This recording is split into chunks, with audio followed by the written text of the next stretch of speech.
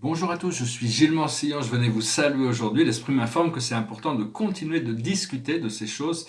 Il y a beaucoup de valeurs et de sens sur l'idée de discuter de ces choses spirituelles. C'est quelque chose qui va devenir en 2020. Il va y avoir beaucoup plus de nécessité de la part de chaque personne sur Terre d'adresser ce côté intérieur-extérieur. Hein, le 20-20, hein, c'est vraiment le ciel qui descend sur Terre et la Terre qui monte au ciel. C'est l'unification des opposés. Ce qu'il faut apprendre, on apprend, ce que l'on cherche, c'est vivre dans ce paradoxe, le paradoxe de savoir que notre véritable nature, qui est Dieu, est éternelle et infinie, mais on doit vivre dans le temps et l'espace avec les conditions spatio-temporelles qui sont autour de nous. Donc, c'est comprendre aussi que Dieu est incommensurable. On ne peut pas le décrire. Aucune explication ne pourra jamais expliquer Dieu. Il est infini. Mais cela dit, ces images que je fais ne sont pas des représentations. C'est art spirituel, mais bon, ça réveille quand même des mémoires. Ça réveille des mémoires génétiques, des souvenirs. Ça active. Et donc, je commence à comprendre le sens, même si c'est pas forcément facile d'amener de la spiritualité dans le monde de l'art contemporain, enfin le sens à tout ça, c'est-à-dire qu'avec le temps ça va trouver, je vais trouver ma place, disons, et euh, et donc oui, parce que bon, c'est des images qui sont assez sacrées, hein. Derrière moi, c'est les tableaux, c'est une spirale, c'est une invocation. Et c'est le portrait, ici c'est le portrait d'une déesse, je sais pas qui est laquelle. Et donc, mais enfin bon, la vie c'est un petit peu comme la peinture, hein. Des fois une toile blanche ça peut être intimidant, et donc, mais enfin, il faut y aller, il faut créer, et puis on voit après on travaille avec les résultats des énergies. Savoir que pour toutes les vagues qui montent, il y a des vagues émotionnelles, on le sent bien, il y a forcément une vague la vague va redescendre, donc il faut arriver à naviguer les flots, parce que notre corps, notre vie, c'est un petit peu comme si ce corps physique, c'était un peu comme un véhicule.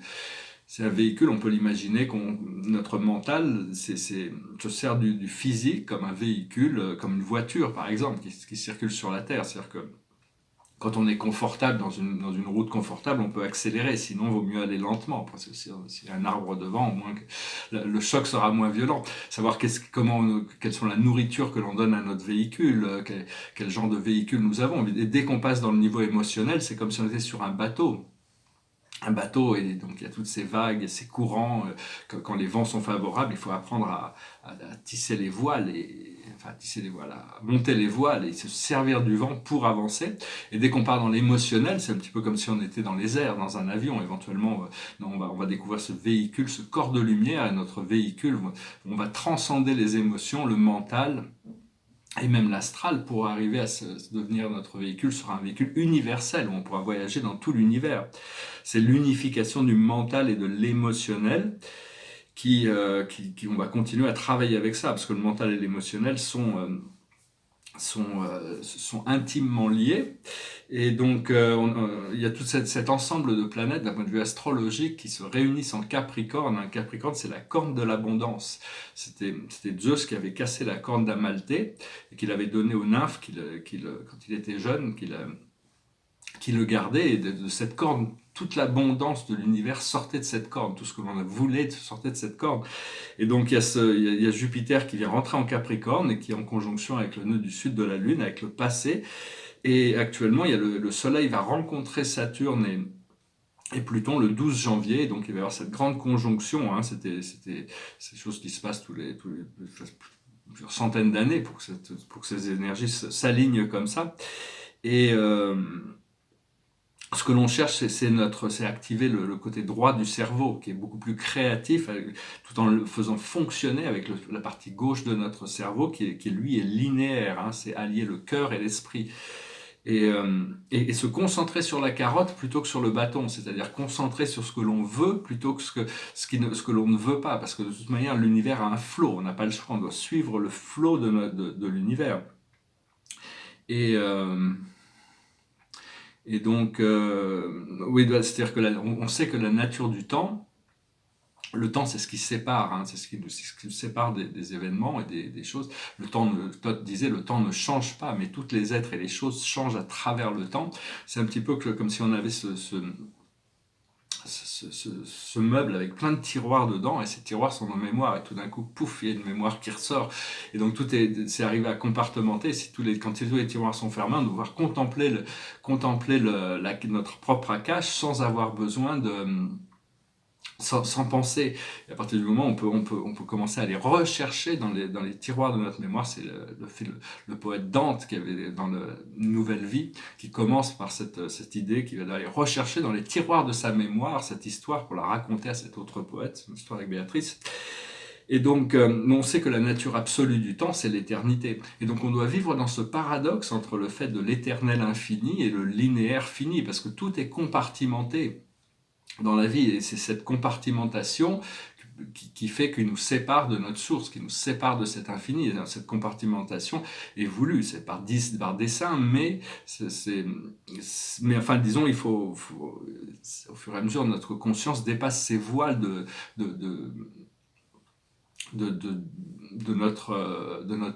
les voiles qui peuvent nous limiter en tant que créature individuelle et connecter à un collectif plus important.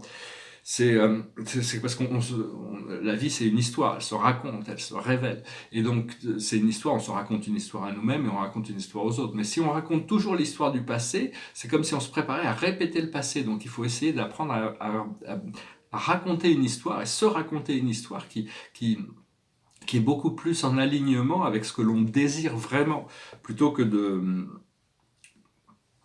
qu'est-ce que l'on désire vraiment? Qu'est-ce que c'est qu'on désire vraiment, hein? Qu'est-ce que l'on veut vraiment? Qu'est-ce qui nous rendrait vraiment heureux? Donc c'est arriver à comprendre tout ça, savoir ce qui est voulu et ce qui n'est pas voulu, parce qu'on a eu l'expérience de ce que l'on ne veut pas, avoir créé inconsciemment une réalité qui n'est pas forcément idéale, alors que maintenant on sait qu'on a les pouvoirs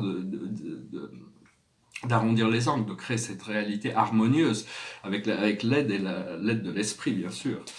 Et donc, je tirerai quelques cartes et continuer à penser à cette nature de l'infini, parce que quand on pense à la nature de l'infini à l'intérieur de nous, on réveille cette partie à l'intérieur de nous qui est le divin, l'éternel, l'immortel. Et donc, c'est ce qui nous donne la vie, c'est ce qui donne la vie à toutes les choses. Seulement, Dieu ne peut pas exister dans des formes. Par définition, toute forme, toute image, ça représente une limitation qui ne peut pas exister dans l'infini. Il ne peut pas y avoir de limitation dans l'infini par définition. Donc, c'est pas facile, c'est pour ça que on va représenter Dieu. Dieu n'est pas représentable. Il est éternel, infini, partout. Il est omniscient. C'était un philosophe qui s'appelait Blaise Pascal, qui avant les Lumières, au XVIIe siècle, il avait découvert que Dieu était partout et nulle part en même temps. Ce qui n'était pas du tout compris à son époque, parce qu'on pensait que Dieu n'existait que dans les églises. Hein. C'était une période assez sombre. Enfin, on sortait quand même du Moyen-Âge, mais de la Renaissance, mais et donc la situation pour nous, c'est la lumière. La lumière, c'est-à-dire que il y a toutes sortes de fréquences de lumière. C'est-à-dire que le Créateur est présent dans toutes les fréquences de lumière, quelle que soit la fréquence de lumière que notre âme nous envoie, nous reflète ou nous connecte. C'est à travers cette lumière qu'on doit cultiver en nous pour atteindre ce point d'ascension. Chacun a sa fréquence de lumière, c'est arriver à découvrir cette lumière. Pour la lumière, c'est un grand mystère, on ne sait pas trop ce que c'est, on n'en connaît qu'une toute petite partie, hein, on ne voit physiquement qu'un minuscule partie du spectre de la lumière. Mais on va ouvrir notre esprit et on va pouvoir commencer à voir mieux, avoir une claire vision des choses. Penser, je suis en pleine conscience, ce mot répété, pleine conscience. Ce qui vient autour de cette situation, c'est le choix, c'est-à-dire qu'on a quand même le choix, l'univers va évoluer, quels que soient les choix que l'on fait. Et de toute manière, la vie est parfaite, le plan de Dieu fonctionne, hein, même si notre ADN a été réduit, on a perdu beaucoup de conscience depuis par rapport à notre point d'origine. On a quand même assez d'éléments pour pouvoir travailler sur nous-mêmes. Ce que l'on voit devant nous, c'est le doute. C'est-à-dire, personnellement, j'ai des lignes temporelles qui sont très paradoxales et qui se confondent des fois assez violemment. Et donc, il faut que j'arrive à m'autodéterminer, mais je dois être dans l'acceptation quand même d'une résolution par rapport à toutes ces lignes temporelles. Et à ce moment-là, une fois qu'on confronte nos doutes, on trouve le savoir, la connaissance. Qu'est-ce que l'on sait? Qu'est-ce qui est profondément ancré en nous? Ce que l'on a dans notre subconscient, c'est la patience. On a appris la patience. Les récompenses de la patience, c'est la patience. Une fois qu'on est patient, on est plus pressé. On peut faire les choses graduellement et progressivement. La situation dans laquelle on est, qui est en train de passer, c'est le rêve. On veut cristalliser nos rêves en réalité. On est venu pour ça. Ce qui arrive dans le futur immédiat, c'est l'optimisme. C'est le vent qui souffle dans la bonne direction. C'est-à-dire qu'il faudra penser à mettre les voiles pour pouvoir se laisser porter sur l'océan vers cette destination, vers cette île du paradis que l'on recherche. Ce que notre force dans la situation, c'est la requête. On a le pouvoir de demander. On a le pouvoir de demander et de recevoir. Alors, les étapes, c'est on demande. Et dès qu'on demande, on reçoit. Mais après ça, on reçoit au niveau énergétique. C'est arriver à rester en alignement avec ce que l'on a demandé pour le recevoir énergétiquement. Et à partir de là, c'est arriver à stabiliser. Le quatrième étape, c'est de stabiliser cette vibration où il n'y a pas de contraste par rapport à ce qui est voulu pour pouvoir rester confortablement jusqu'à la manifestation. Après ça, le cinquième étape, c'est qu'il y a toujours une opposition qui vient donc c'est arriver qui nous montre ce que l'on veut pas pour nous confirmer dans notre volonté. Donc c'est arriver à travailler avec ces énergies, demander, recevoir et s'aligner. Et ne pas se laisser troubler par la réflexion opposée. Ce qui vient du monde extérieur, c'est la solution. La solution va arriver de l'extérieur. Donc on travaille sur nous-mêmes, cela dit, tout part de l'intérieur, mais on travaille la vie. Les biologistes ont pu reconnaître que tout, que ce soit peut-être par exemple, on n'a pas encore découvert ça, mais tout dans la nature, les plantes, les animaux, les humains, on est créé de l'intérieur vers l'extérieur, cette Fibonacci. Et ça, c'est pareil pour toutes les galaxies, c'est pareil pour les étoiles. Tout est créé depuis l'intérieur vers l'extérieur. Et ce que l'on a dans nos émotions internes, c'est un renouveau, c'est-à-dire il y a une transformation des énergies. Et l'aboutissant, c'est une purification. Le procédé de purification va continuer. Ça fait longtemps qu'il a commencé. Enfin, pour moi, il a commencé. Mon procédé de purification a commencé dans le milieu des années 80, et donc mais j'avais beaucoup de choses à purifier. Et je continue de toute manière. Peut-être faire plus de sport cette année. Commencer à m'installer dans un endroit qui sera où il est plus facile de pratiquer le sport, disons. Et donc voilà, j'espère que cette lecture a résonné avec vous. Passez des bonnes fêtes de fin d'année, préparez cette nouvelle année qui se prépare. Même si, alors actuellement, il y a toutes ces conjonctions. Il y a le Pluton qui est le créateur de la forme. Pluton et Saturne qui se rencontrent sont les deux mains. Il y a Pluton qui crée, qui détruit, et qui est le créateur, le destructeur et le transformateur, et Saturne qui maintient la forme pour permettre l'expérience du temps. C'est Chronos, et ils se réunissent avec le Soleil, donc c'est qui est le créateur de la forme aussi, le Soleil. C'est lui qui maintient quand même toutes ces choses. Donc ce mois de janvier là, va annoncer quand même des grands bouleversements, des transformations. Savoir que la joie et la douleur, on a la joie et on a la souffrance à l'intérieur de nous. On peut pas dénier ça. C'est bien si vous avez éliminé toute forme de souffrance et d'attachement et que vous êtes déjà au nirvana, dans l'état de samadhi. Mais enfin, il y a beaucoup en tant qu'être humain, et on doit accepter le fait que on a cette partie d'obscurité en nous, et on peut pas vraiment la détruire. On a envie de s'en échapper, on a envie de la transcender, mais elle continue à revenir, parce que elle est là. Il faut qu'elle soit acceptée comme quelque chose si Dieu a créé cette force d'opposition, c'est justement pour notre évolution. C'est-à-dire que ça a une fonction, la souffrance, que ce soit émotionnelle, physique, mentale, a une fonction d'éducation pour arriver à se réaligner. Donc cette partie d'ombre, ce qu'il faut, c'est apporter de la lumière à notre partie d'ombre pour qu'elle puisse s'intégrer, plutôt que d'essayer de partir en guerre contre cette partie de nous-mêmes qui est en souffrance, qui est dans la confusion, qui est dans la frustration. C'est un peu comme imaginer que ces deux parties de vous-même, il y a cette partie de vous-même qui est blessée, qui est un homme, qui est un guerrier à l'intérieur, et cette partie divine féminine qui est la joie et le bonheur, et arriver à réunir cette partie, la partie qui est blessée avec la partie joyeuse. C'est un petit peu l'harmonisation des deux parties à l'intérieur de nous-mêmes, comme dans le banquet de Platon, où les philosophes expliquent que l'homme était une âme complète, et Dieu les a scindés en deux parties. et de savoir que le monde, c'est un petit peu comme votre enfant. Cette planète, c'est votre enfant. Et donc, quand on a un enfant, on espère le mieux pour cet enfant. On veut il va grandir de toute manière, il va vivre sa propre vie. Mais bon, on a là quand même la responsabilité d'être un parent à la vie autour de nous le plus possible, d'arriver à amener cette énergie divine et d'avoir confiance et de travailler avec en élevant la conscience pour arriver à permettre au monde de trouver cette résolution. Parce que la chute de l'état de grâce, c'est ce que l'on recherche. Une fois qu'on est dans l'état de grâce, il est permanent, il est éternel. C'est pas les pouvoirs religieux qui décident qui est saint, c'est Dieu qui sait. Et quand quelqu'un est saint, il est élevé dans la sphère des saints. Et donc c'est juste une question de purification. Mais toute cette chute de l'état de grâce, c'est venu du fait qu'on est devenu, on a appliqué un jugement. On a dit ça, c'est pas bien. C'est le bien et le mal, c'est bien ou c'est pas bien. À partir de là, on perd cet état de grâce, on perd l'état où tout est amour. Et donc, c'est arriver à reconnecter, retrouver ça.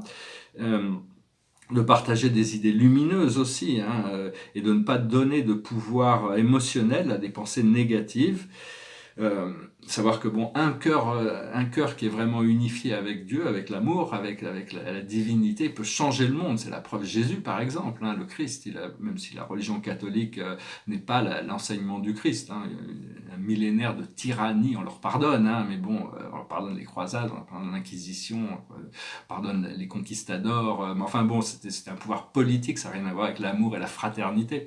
Mais enfin, bon, toutes les religions vont devoir se réaligner vers les vraies valeurs de la spiritualité. Et donc, ce que l'on cherche, c'est reprendre la torche du Christ, savoir que le Christ, il est à l'intérieur de nous. Et une fois qu'on commence à être au service de Dieu, on ne peut pas changer, on ne peut pas revenir en arrière, c'est pas possible.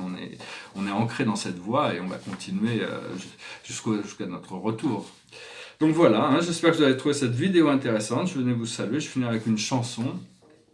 Et voilà, c'est une chanson que moi j'avais connue, je crois que c'était Iggy Pop qui chantait ça, mais je sais pas qui l'a écrite.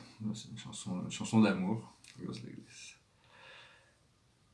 Come with me, my love, to the sea of love, and I want to tell you just how much I love you. Come with me to the sea of love. Do you remember when we met? That's the day I knew you were my pet. And I want to tell you, oh, how much I love you. Come with me to the sea of love. Come with me, my love, to the sea of love. And I want to tell you just how much I love you. Yes, I want to tell you, oh, how much I love you. Voilà, une chanson d'amour. Ça me rappelle Los Angeles, cette chanson. Et mais la musique, de faire ces vidéos, c'est bien. Je m'aperçois que ça me permet de commencer à apprendre par cœur certaines chansons. Donc si un jour je dois faire de la scène, au moins c'est quand même plus pratique de connaître les chansons par cœur. Même si bon, pour beaucoup, j'utilise encore les paroles. Voilà, j'espère que vous passez des très bonnes fêtes, que tous les jours soit une nouvelle révélation. La carte de la journée, c'est le 7 de Michael. C'est une carte qui ressort souvent. Il y a une meilleure façon de faire. Faire cavalier seul n'est peut-être pas la meilleure solution. Ne négligez pas les détails. Donc encore une fois, on a encore des détails que on n'arrive pas à percevoir la clarté des choses. Avec autant de lucidité que l'on le désire, c'est-à-dire il y a quelques efforts à faire, et donc pour ça il y a le 2 de Gabriel, il dit « Soyez intrépides et faites des choix ambitieux, progresser est possible, privilégier les relations avec les personnes qui voient les choses comme vous. Donc c'est vraiment le moment de pouvoir se reconnecter le plus possible avec des gens qui sont ouverts à la spiritualité, à votre énergie particulièrement, parce que la spiritualité c'est très vaste et on peut, même à l'intérieur du monde spirituel, on peut avoir des visions très très différentes des choses. C'est juste des points de vue, des opinions. Mais enfin, c'est très important aussi d'ancrer cette lumière quand on sent qu'il y a quelque chose de vrai pour nous, si on peut le communiquer, c'est un peu comme planter des graines, et puis après les gens prennent ça et continuent à travailler avec ces idées. Hein. Et donc voilà, je vous remercie, je vous salue, je vous souhaite une excellente journée, je vous dis à bientôt, namasté.